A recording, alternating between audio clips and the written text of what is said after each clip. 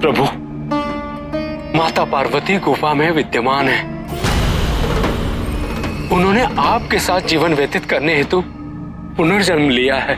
यहाँ कोई माता नहीं है नंदी।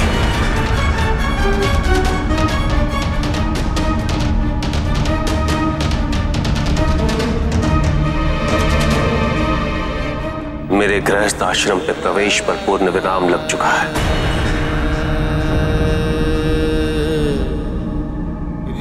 आचार्य यदि सुख देता है तो अपने साथ कष्ट का बोझ भी लेके आता है। महादेव, सृष्टि की निरंतरता बनाए रखने के लिए और उसे स्थिरता प्रदान करने के लिए आपका और देवी पार्वती का मिलन अनिवार्य है। और फिर देवी पार्वती ही सती हैं। कुछ नहीं बदला है महादेव, वो आपके सारे प्रतिबंध मानने के लिए तत्पर है। मैंने उन्हें पहचान लिया है ब्रह्मदेव।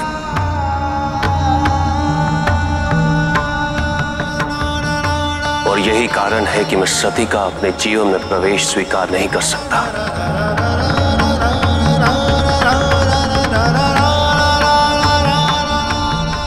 आप स्वयं महायोगी हैं महादेव। देवी पार्वती को योग की दीक्षा देकर आप उन्हें अपने योग्य बना सकते हैं। आपके संरक्षण में वो परिपक्व हो सकती हैं महादेव। मुझे किसी को कोई दीक्षा नहीं देनी है ब्रह्मदेव।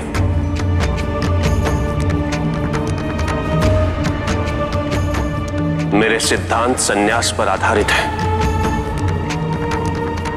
और मैं उसी का पालन कर रहा हूं।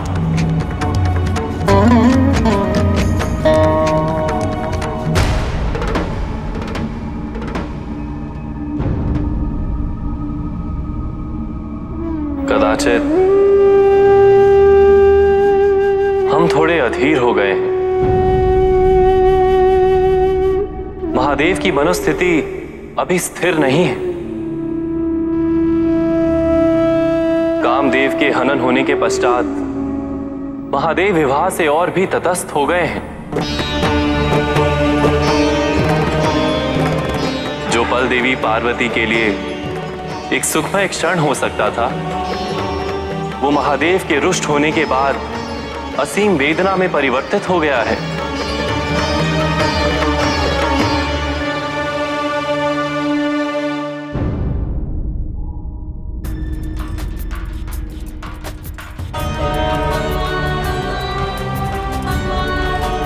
महाराज, आप हमें बताते क्यों नहीं कि हमारी पुत्री कहाँ है?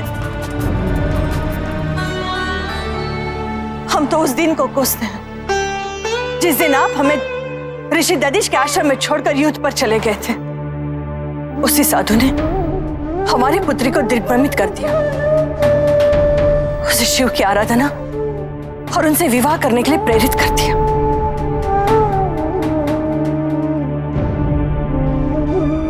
बना, हमारे इष्ट देव नारायण ने भी शिव को महादेव के रूप में स्वीकार किया है, किंतु वो पार्वती के पति होने के योग्य नहीं है।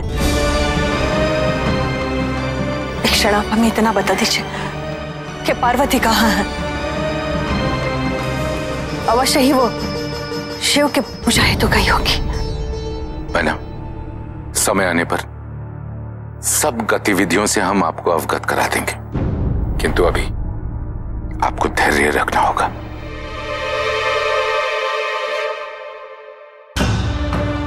आप मुझे छोड़कर नहीं जा सकते। झूठ है ये, असत्य है। धैर्य रखो रति, संभालो अपने आप। ये सब तुम्हारे कारण हुआ है, तुम्हारे कारण। तुम्हें तुम्हारे पति से मिलवाने के लिए मेरे पति मुझसे छिन गए। कहाँ चले गए आप स्वामी मुझे छोड़कर? कितना रोका था मैंने आप, कितना रोका था, लेकिन आपने एक नहीं सुनी मेरी। कैसे जीऊंगी मैं आपके बिना? नहीं जीऊंगी, मैं भी नहीं जीऊंगी आपके बिना।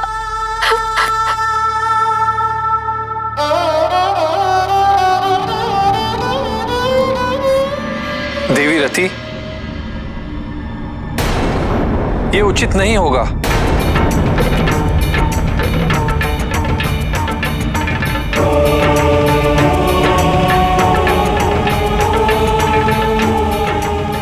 मेरे पति महादेव जैसे महायोगी पर अपने वाणों का प्रयोग कभी नहीं करना चाहते थे। केवल आपके कारण मेरे पति को महादेव के कोप का महाजन बनना पड़ा। मैं आपको श्राप देती हूँ इंद्रदेव,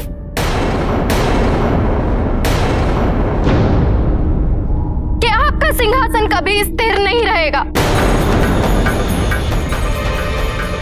असुरक्षा और संकट के मेघ उस पर सदैव बने रहेंगे। बहन, मेरी इस दुर्दशा के लिए तुम भी कलंकित हो पार्वती। तुमने मुझे मां बनने के सुख से वंचित किया है। इस अभाग्य को तुम्हें भी भोगना पड़ेगा। मैं तुम्हें श्राप देती हूँ कि तुम संतान सुख कभी नहीं भोग पाओगी।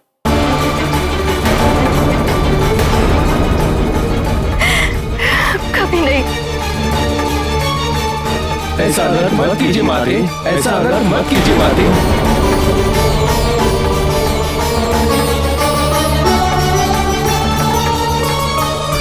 हम आपके शोक में सम्मिलित हैं।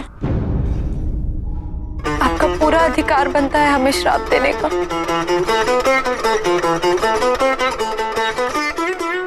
रति,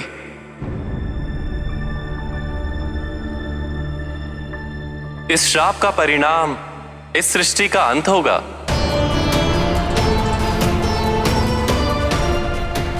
यदि देवी पार्वती का पुत्र नहीं हुआ तो तारकासुर का वध कभी संभव नहीं है। रति,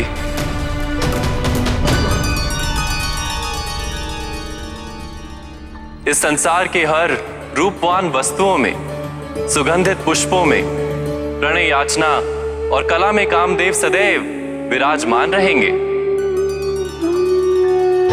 ये मेरा वरदान है। उनका पुनर्जन्म भी होगा। मेरे कृष्ण अवतार में मेरे पुत्र प्रद्युम्न के रूप में उनका विवाह पुनः तुमसे होगा।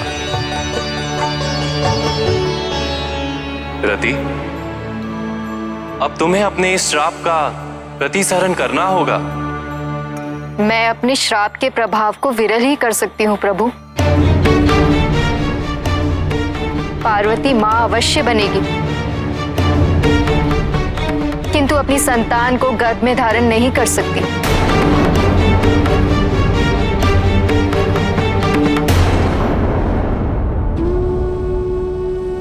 आपका श्राप हमें मान्य है और हमारा आशीर्वाद सदैव आपके साथ रहेगा। आप पुनः कामदेव की पत्नी बनेंगी और हमारे समान आपको अपने पति के बहिष्कार का सामना कभी नहीं करना पड़ेगा।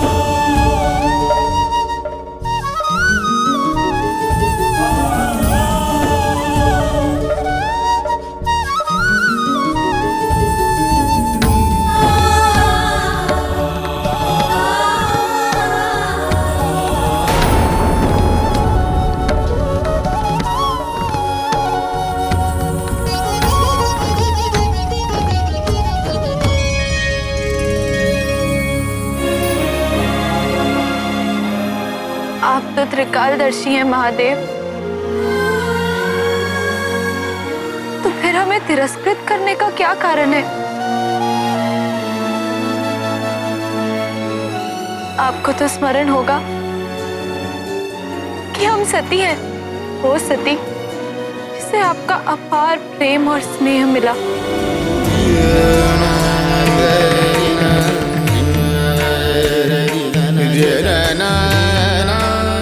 हमें तो अपने विगत जन्म के प्रत्येक क्षण का स्मरण है।